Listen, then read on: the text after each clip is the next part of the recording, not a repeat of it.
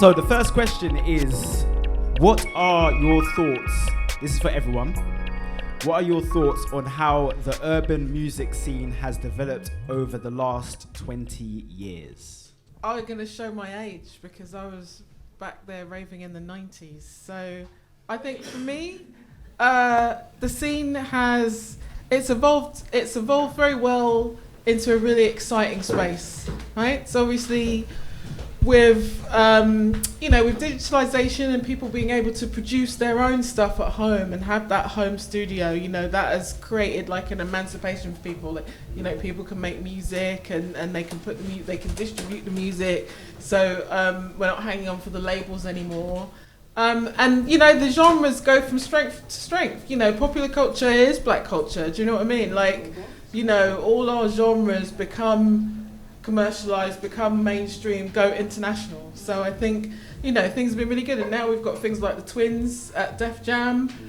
We've got more with that shift and that argument about urban music and black music. We've had a shift. We've got more black music executives. Still don't have enough, but we've got a lot more. And obviously still don't have enough black women. But again, we've got more. So I'm seeing, I work on the masters, and we've got people like Donnelly doing PhDs in grime and stuff. So for me, it's an exciting, positive time. Nice.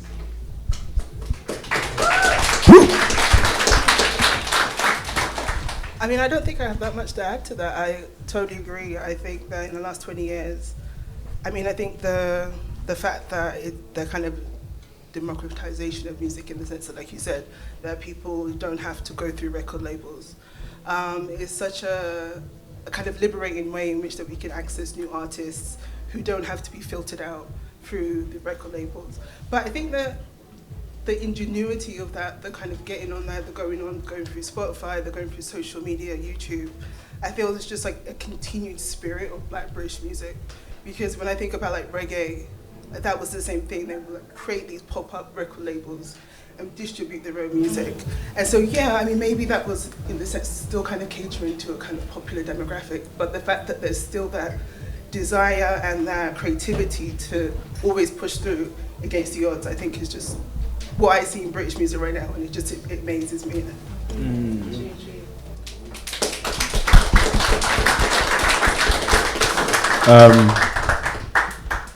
Good evening, ladies and gentlemen. I just want to say, like, if you go back 20 years, we're talking 2003, aren't we? So music since 2003, black music has obviously gone from strength to strength, as Toby said. And I feel like, the other day I went to a Burna Boy concert at West Ham Stadium. And I remember growing up in the 90s thinking, we never saw black artists filling out a stadium. We never saw, I remember seeing Bobby Brown as a kid at Wembley Arena. That's not the stadium. I saw Jay-Z, Wembley Arena. I saw Jodeci at Wembley Arena. So for me to be at Burna Boy concert, West Ham Stadium, Olympic Stadium in East London, and there was like, 60-odd thousand people, packed, tells you where we've come. So I did my first gig in 1995 in a place called Borderline in Tottenham Court Road. Probably doesn't exist anymore. It's like a little rock venue. And today on my way down there, I was thinking, I might do a project called From Borderline to Glastonbury. So I started out in Borderline, and I was one of the first people to play Glastonbury as a hip hop artist. So looking back that far tells me we've come a long way. But what we shouldn't forget is that black music was doing things 20 years ago too. Because I think a lot of people tend to forget, like, Miss Dynamite was around. I was around. Roots Maneuver was around. Estelle was around. Before me, there was Omar. There was Soul to Soul. There was Loose Ends. There was great artists. Do you know what I mean? So I think we kind of have this perception, like, you read certain articles and think, well, black music, it's coming up now because they weren't doing nothing back in the days. It was almost like Stone Ages. It wasn't. It's just as time goes by, the world changes, technology changes, more opportunities become available, and I feel like we found a way. And that's the beauty of what we're doing right now, and I'm glad I was part of the process as far as kicking down doors and fighting, doing all the grunt work for the youngest to do it now. And so, yeah, big up to all the new artists and big up to all the pioneers too.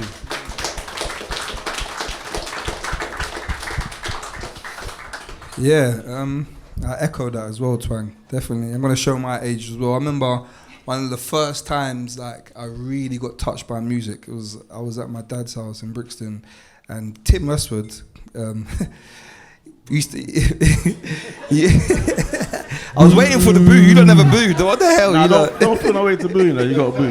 Oh gosh! But he used to have a sick radio show, and he played Jay-Z Big Pimpin', and I swear down that tune touched me. When I say touched me, the next morning I went out into the estate and I was like, "Did you not hear that on the radio yesterday?" Now the reason why I'm bringing up that tune is because I remember when the video came out for that tune. I'm not sure if you guys remember the video, but he was on a yacht in Puerto Rico, flexing, Damon Dash with a champagne. And now, that's standard in hip-hop.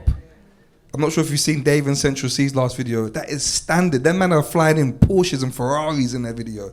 So the paychecks are bigger in music. There's money, and the money is being shared. Don't get me wrong, we still got a long way to go. We still need more brothers on the wall, more sisters in the room. But at the same time, it's come a long way. And Twang and his generation, they opened up the doors. They set the precedent for that. So I always pay homage to my elders and to the people around me and to the people that come before me. And I think that's important. It's an important thing to remember in music. It's to always give back and show respect. The Americans do it. Over here, we kind of lack in that department. But yeah, I guess music's come a long way, and there is pros and cons. But I'm gonna have a positive outlook and say it's done well. It's come far and good. Yes, perspective.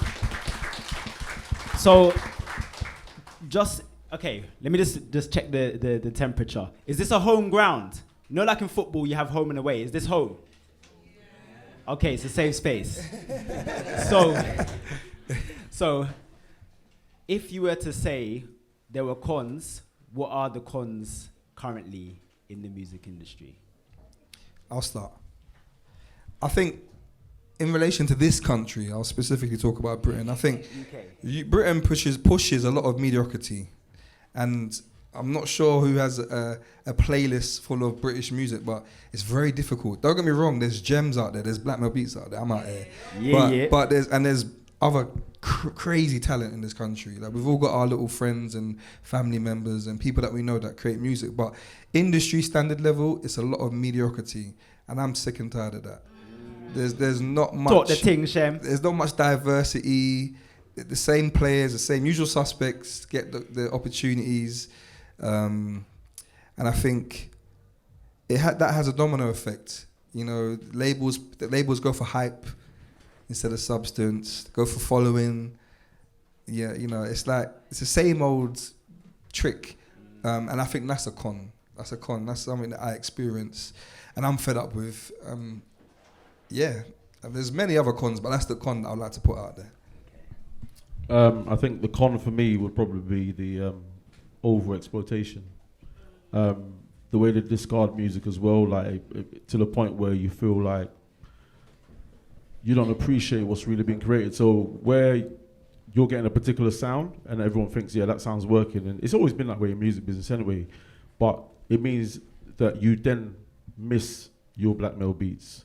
You then miss your dozers, you miss your sticks, you miss your dices, you know what I'm saying? So I feel that's the con, but with that, we should have learned from it, which would be dig deeper, dig beyond beneath the surface, and you know, you'll find that gem. And I think, as Shem said earlier, we're gonna keep on a positive, and I think there's more pros and cons now, to be fair.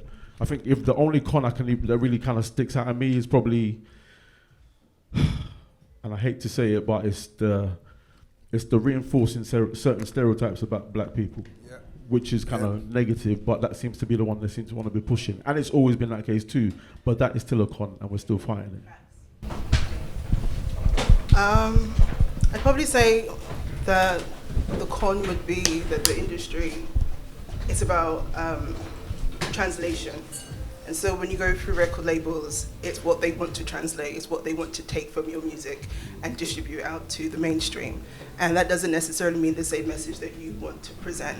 And I think that, you know, when you're on a record label, you don't have the freedom to say what you want to say. And so I'd probably say that would be my biggest kind of con still, is that, you know, if you're with a record label, they're going to censor what you have to say, they're going to censor your message, they're going to censor how you say it, and they're going to tell you what they want to put out and what they don't want to put out. And so that's still a con. Major one. Okay, yeah, I definitely echo everything that's been said, agree with everything that everyone said. So I think for me, there are two things. The first thing is one of the reasons why I lecture is that, you know, there's not enough people teaching the youngers how the business works. We're still seeing that cycle over and over again of people getting in the business, getting ripped off, you know, not getting paid, exploitative contracts and all that. So I think the exploitation is a big con, if you know, because a lot of us won't have family that's worked in the music industry or won't have lawyers or entertainment lawyers and stuff like that. So that's a big con for me. And then, yeah, just, you know, I mean, I talk to students that have jobs, and there's just still not enough of us. You know, they're still quite isolated in the space, and that's the reason for some of the cons that we're talking about. You know, they don't get to make those decisions about, you know, different artists because there's an agenda where they're working and they have to be promoting this person and that person. So, yeah. Fantastic points. Thank you. What, can we give a round of applause for those points? It's just, it's so important. Your answers are just so important because I know as an artist, I'll go to certain events or whatnot, and you just get the pretty. You don't get the real. So it's very important that you did give that breakdown.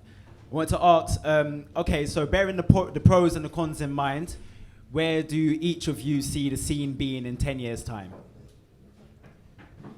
Whoa, I'm sure everyone's heard of AI. Wait, tips. I don't know. There's definitely going to be an infiltration of technology, and the reason why I use the word infiltration is because there's a lot of cheat codes now. Technology can do your work for you. So I guess I'm a Renaissance man, so originality will definitely be a luxury, but you know, programs, plugins, you know, AI rappers, the metaverse. I feel like that's where the world's going, and that's where music will definitely go. But you know, like good music is classic and timeless. This is why people still collect vinyl, CD, tape, and so it'll always be around. You know, your vinyl, which I'll need a copy of, which Banksy did. I need one of those. That's always going to be around. It's always going to be around. So I'm looking forward to the future because I'm in it. I'm a part of it, so I'm looking forward to it. Yeah. I think 10 years' time, like you said, I was actually going to say about the vinyl coming back because I'm a big believer in everything goes round in cycles. So that cycle will come back round again in 10 years' time, just in a different permutation or different mutation, if you like. But I don't know. I think we're just gonna. I like that phrase, going from strength to strength, because I think black music has made a lot of strides over the last 2 decades, if you like, over the last 3 decades. So the next decade only promises to be more amazing for us. Whether it's going to be AI, and we'll find a way to actually Africanize the AI. African intelligence. What's that? That's a project. That sounds like a project. Do you know what I mean? So like an album. I don't know. I just feel like we will find a way to kind of make that, to give it its own swoosh and swag. So that's where I see it in 10 years' time.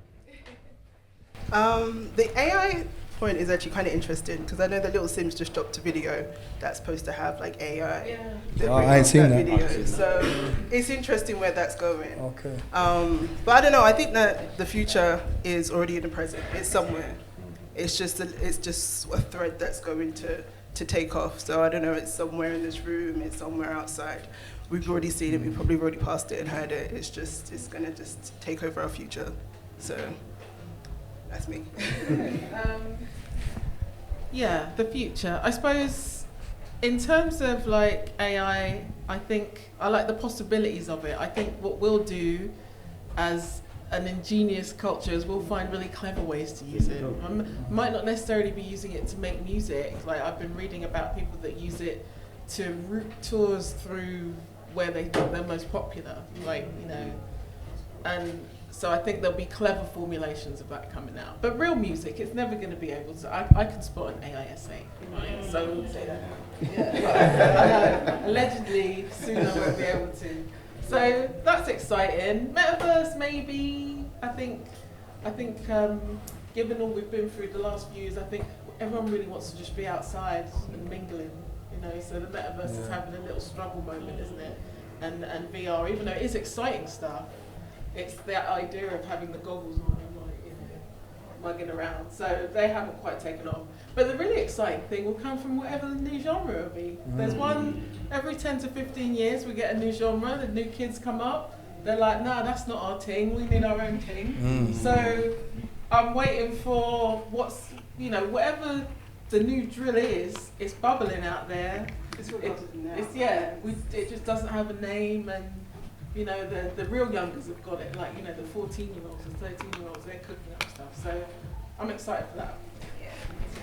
Okay, so on the topic of genres, this is a question specifically for both of you, Julia and Shireen.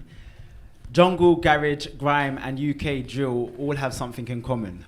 Would you consider them as niche genres or international?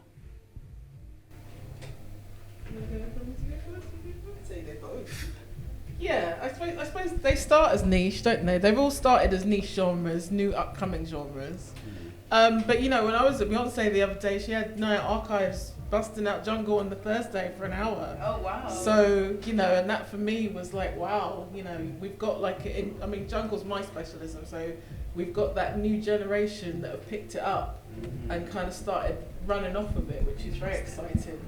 But it is international, but actually maybe it's a bit of both. Maybe it's niche international, because I know that there's, you know, jungle in America, New Zealand, Australia, you know, that scene all the way around the world, but it's not, maybe it's not open and known the way, like, perhaps drill, and you could speak more to garage, can't you? What do you think? Well, I mean, I think that you made a good point in terms of like the kind of jungle revival, because that's also garage, right? Like I see all these kind of garage brunches and all these kind of things, these connections. So I feel like maybe that's a kind of millennial revival thing, but the whole kind of bringing something that was a niche and then bringing it back into something that's now mainstream and has a new meaning, but you know, maybe it's nostalgia or whatever it is, but it kind of has a new meaning in the present. And the fact that it moves out. I actually saw something recently, particularly about garage, about Dark Child, and he was on like floating around social media where he was saying that in the 90s, when he did the Spice Girls song in the, was it 90s or early 2000s? 90s. Yeah, he came over and he was like a garage club, and he was just like inspired by the music. So, you know, I think that it's international, it's niche, it can be both those things to whoever it needs to be for and to. So, yeah. And just to add to that, I think one thing about UK you can say is, like, because we're such a melting pot of cultures and ethnicities, we always have our own kind of twist on it anyway. So if you look at, even though garage did start as a niche and jungle and drum and bass and what's the one that started in Croydon called again? Dubstep. Dubstep, and what's the other one you said? Drill, right? Drill. So basically what happens is you find, like, it might have been done somewhere else in another country, but when it comes over here, we just put our own little flavour on it and our twist on it, and then before you know it, it's almost like, bruh, coming like we started. Lovers Rock? Yeah, Lovers Rock's another one, there you go. So, you know, that drill sound apparently started in Chicago. Yeah. However, the most style of drill that they make now all over the world is UK drill. So, same with the garage thing, like Chicago House was garage. Do you get me? And then we put our own little twist on it, and now you got Who Told You Bad Man Can't Dance and all that. You get me? So it's like we just put our own little flavor on it. So yeah, it starts out as niche, but then internationally we kind of take over. Did you want to say something to that, Shem? No, just they smashed it. That's yeah, really, really good points. And I feel like what the UK contribute to the world is very much underrated. There's a lot of American artists that come here and then they get inspired and extract, and then we don't get to hear the story of them getting inspired. I did want to mention real quick, Public Enemy. You lot know who Public Enemy is, right? Yeah. Their HQ is here, London. Okay. It was started here, like, so that gives you an indication of how intricately connected London and the UK is with hip hop and black music in general. Black Twang, is radio still relevant when trying to establish an artist? I suppose statistics will tell you no. Is radio still important? Radio is important to some extent. However, radio now watches TikTok. So radio will kind of see what's popping on TikTok and what the kids are listening to and what dance they're doing and what songs popping and whatever, and that's how it goes. So now artists pretty much bypass radio, go to TikTok, or go to Insta, or go to whatever music outlet there is, social media wise that is, and do it that way. And then radio picks on after that. So the answer to your question is not when you're trying to establish yourself anymore, because we found another way to do it. But at the same time, it's important because that kind of radio keeps you in the listener's sort of consciousness. So if you're in your car, you're not really trying to log on to whatever. Do you get me? So I think radio definitely plays a part, but not as important as it was back when I was putting out my music. When I was putting out my music, if I didn't have no radio, ain't nobody gonna hear me but my brethrens on my block in Deptford. So yeah, not anymore, but it's still important. Good answer. Shem, what should young artists do to ensure they aren't taken advantage of? Team. I think build a team. I would advise any young artist to try and find a team. If they can't find a team, just inquire. You need a lawyer, a music lawyer. You need a manager. Management is imperative. Like, I've never had a manager. I've always been self-managed, always. But I know the levels when you have a manager. It's levels. I've had help, I've had support, I've had a PA, I've had everything else, but I've never had a prominent manager. At the moment, I've got a project manager who's helping me on Black Atmosphere, and it helps. I'm not an admin guy. I'm creative. My world is in the studio. So, team, an accountability partner, someone that holds you accountable to your deadlines, to your projects, someone that can give you an honest opinion, someone that can give you harsh truths. You need a good 5 people who work in other industries. They say that you are your team, so yeah, a team, I would say. Great points. Okay, so this is to Black Twang, Julia, and Shireen. Do you think the pioneers of black British music are properly recognised? If not, why? No. Okay, so where do we start? Where do we begin? Okay, yeah, I'm trying to do the short, non-academic version.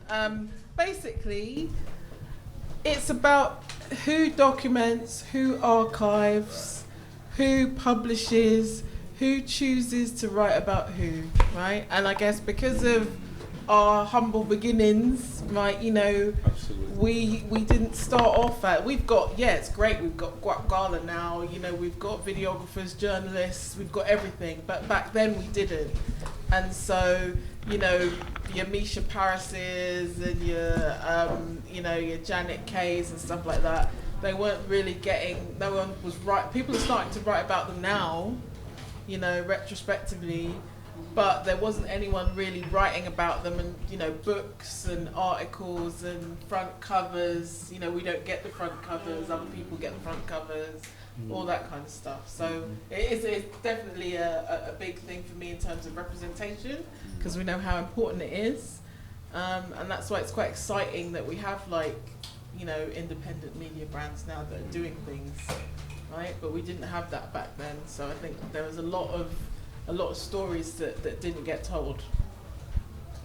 No, I second that. I mean, that's why I do the research, because there's so many untold stories. I'm from the Caribbean, from a Jamaican background, and music was just it's like water. Like, Dad was a producer, my mom worked at a record label. Like, it was just there, and that you don't hear those stories. You just don't know those people. You don't know what people have been going through. What, I mean, particularly for me as well. I'm from Tottenham, and so my family were involved in a lot of community things there.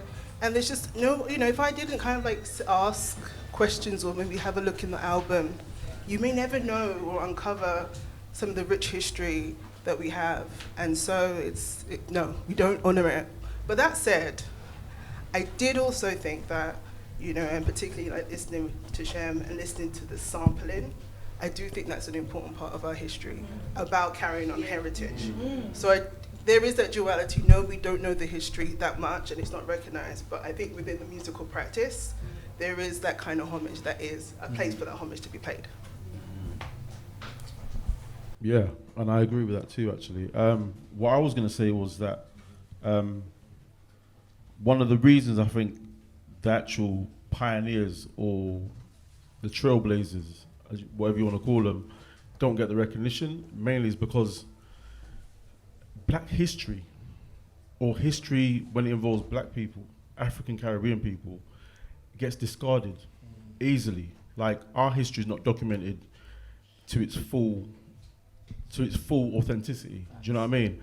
And it feels like we're just kind of it's like a fad. Everything we do is like a trend. So, you get people in positions where they could. I actually had this saying, instead of trying to chase the youths, try and raise the youths. So you get people in positions where they could be actually, disseminating that information to young people that are listening, who might not have been here 20 years ago, and you can't blame them for not knowing who so-and-so was 20 years ago. However, you're in a position where you can say, that didn't start with so-and-so. This started back whenever that happened. Do you know what I mean? So I hear a lot of songs on the radio now, and I'm speaking to my nephews and my nieces who are like 20-something years old, and I'm saying, they're like, oh, yeah, that new tune. I'm like, yeah, let me play you the original. Let me play you the original. Oh, who's that? Do you know what I'm saying? So I think it's really important that when you're in that position, if you're knowledgeable, because the worst thing you can do is knowing but not showing. You get me? So if you have knowledge of something and you don't share it, that's worse than you actually hurting somebody like that. Do you know what I mean? Because you know better. So, if you knew better, you do better, kind of thing. So I think information-wise, it's really important that we have it. I think through sampling, like you said, we're going to get that knowledge, because one thing that will happen is curiosity comes in. You're like, oh, let me hear that tune. Or you might just hear something else and say, oh, that sounds like, a lot of people didn't realize Kanye West's Welcome to the Good Life sampled Michael Jackson. Till you kind of catch that riff. PYT, you see what I mean? So I think it's important that we keep kind of spreading the word. DJs are on radio. If you got a show, if you got a blog, talk about the elders that went before us, your Soul to Souls that we mentioned earlier. The Loose Ends, the Karen Wheelers, the Misha Parises, the Janet Kays, there's loads of artists that have come and gone. And I think it's very important that we document it, we cherish it, we carry on that tradition, because if we're people that have no roots and we don't know our past, we're not going to know where we're going to. You know what I mean? We're going to be like weed that you could just blow in the wind, because it's not deep-rooted. And our history is very deep-rooted, no matter what they try to tell you. So that's what I feel.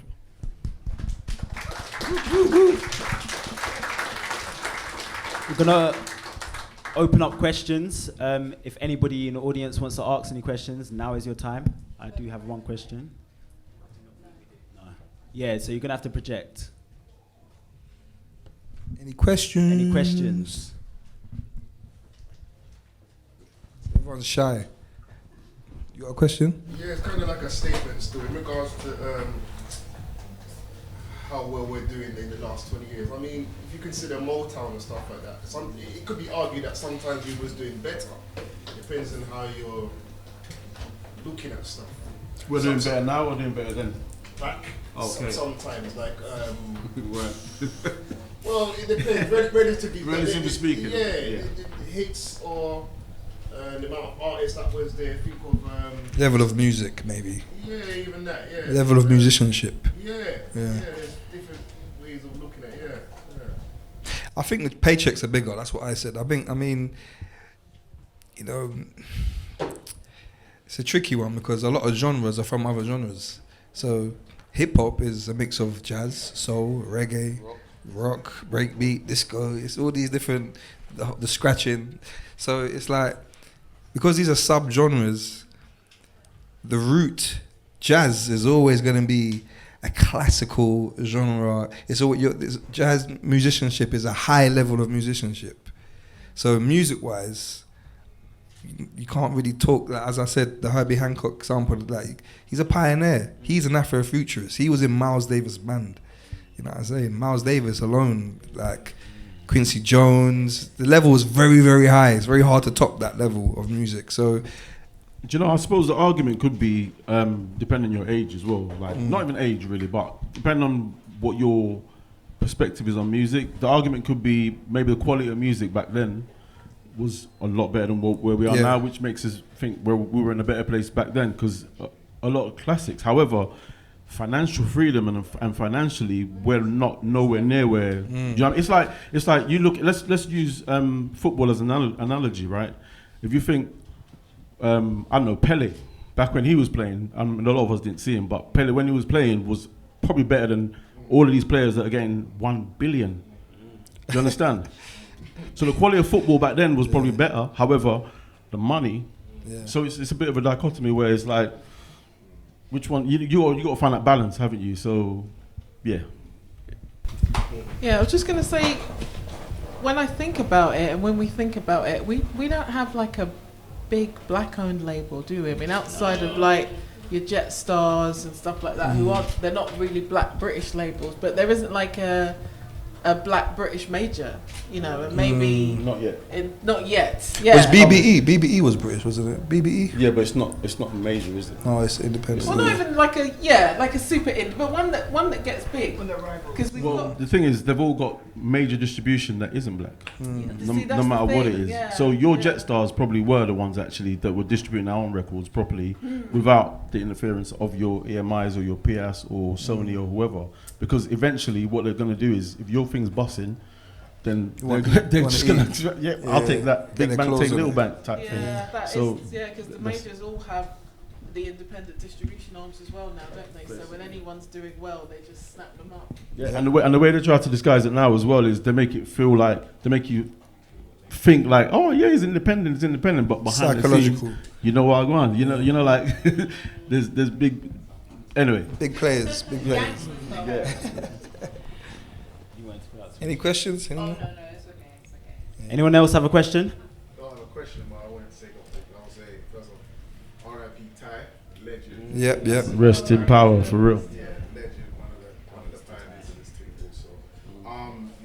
Everyone made some good points about documenting and how we didn't document. And I think the first question you asked, or one of the first about the future, it's our responsibility now to document stuff the right way, so we can. That's how we shape the future. That's what the next 10 years will look like based on what we do now. You understand what I'm saying? And even like, I was having a conversation with Bar for Bar earlier just about releasing music. Sometimes we put too much pressure on ourselves, but look at it like a diary extract. Like once you put it out, that is kind of, it's like a statement in time. That will be there. 10 years from now, you put it out, it exists. People might get something from that you might not even be intending to project. So we just have to be here and document what we have, because we're greatness. We already know that. So, yes.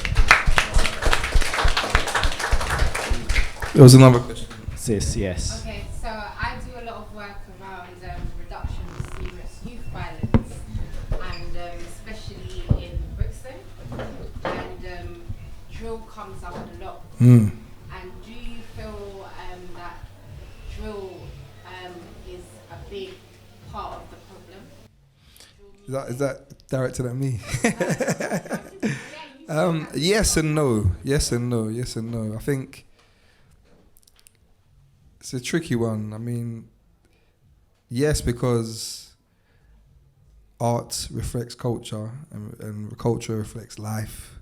So these young rappers are rapping about their experiences, and unfortunately, those experiences are tangible. You can monetize off those experiences. That they can be sold.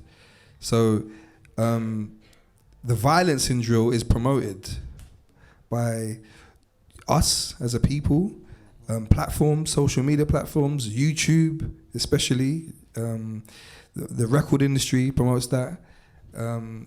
It plays into it. So I think we have young people have a responsibility or duty to at least clean up their act if they know that their music has circumstances where people may die or people may be in danger.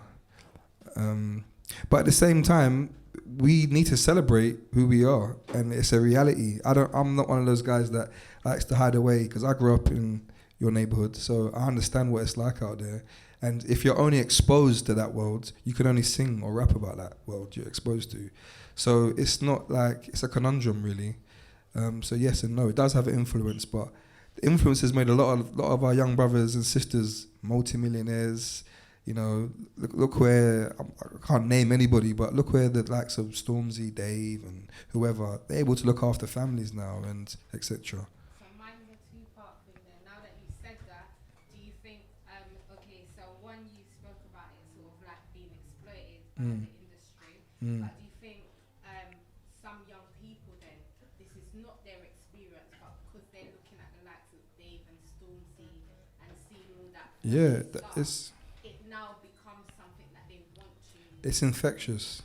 As I said to you earlier, or I said to the room, like, black people, we wear our wealth. So it's a very infectious culture. You could influence someone by saying, boom, boom, bam, bam, bam, bust my ting, bam, bam, bam, bam, you know what I mean? Like, and it's cool, and man ain't been nicked, he ain't done, it's all of these things that not just black people, but young people are influenced by, So it does have an influence. It does, but there's a responsibility, and I think it just takes a wiser person like us, wise people like us, to teach our youth and show our youth that there's other options. Why do you think that these majors are so heavily invested in the kind of music that produces violence, basically? Can I just say, I think a lot of people are forgetting the actual word drill. Like, the music come from the answer in the flipping title, like drilling. When man are doing drilling, it's not about drill. Ain't just some music. We'll call that music drill. No, drill is what it's about. So it's like a genre. It's like a gangster movie. In a gangster movie, it's not gonna be Titanic. It's gonna be Scarface. It's gonna be them ones there. Like, so yeah. So I feel you just gotta know what you're getting into. Personally, if my child said he wanted to go and do music now, he didn't grow up on my estate, and he can't talk that I was talking when I was 17, 18 years old, when I lived on New Cross, you know what I mean? So, if he would come out talking that talk, I will check him.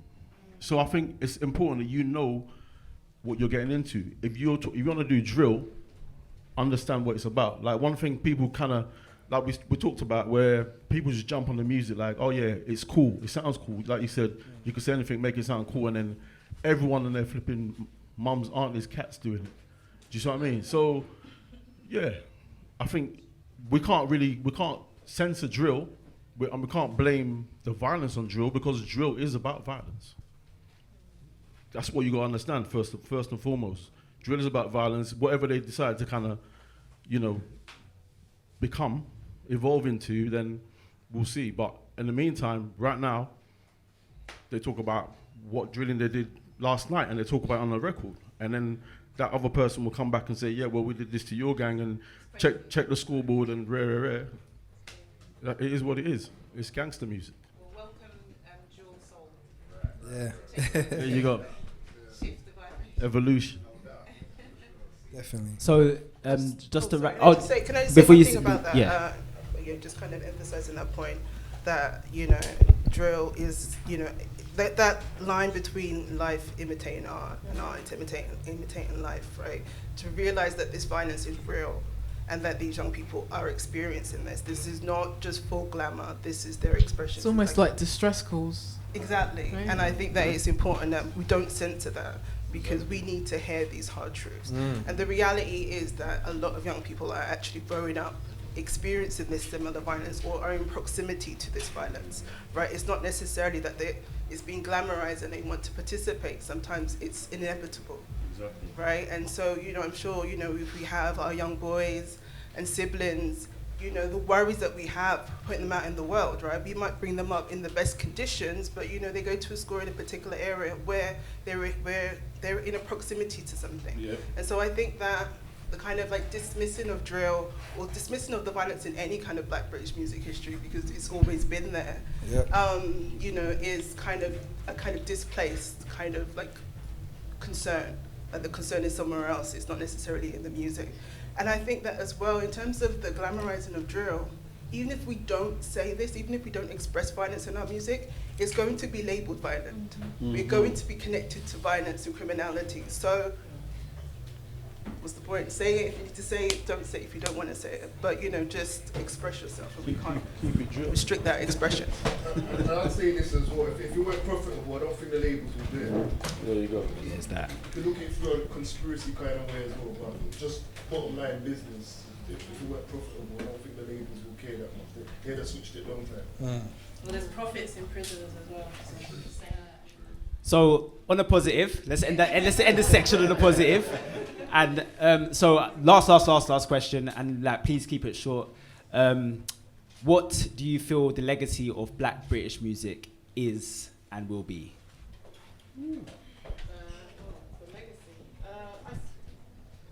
It's the bass, isn't it? That's the shortest answer that I can give. It's all about the bass.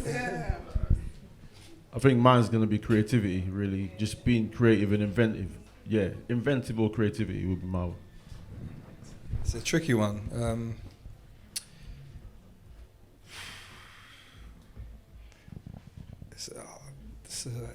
don't know the answer to that question, But I would say us. It's just us, man. This is the legacy of. We are the legacy. Yeah, we are. Just this continuing, this momentum. The People, atmosphere. the atmosphere, the vibes. The Black atmosphere. Finally got there. Okay, so on that note, can we give a big round of applause to our panelists?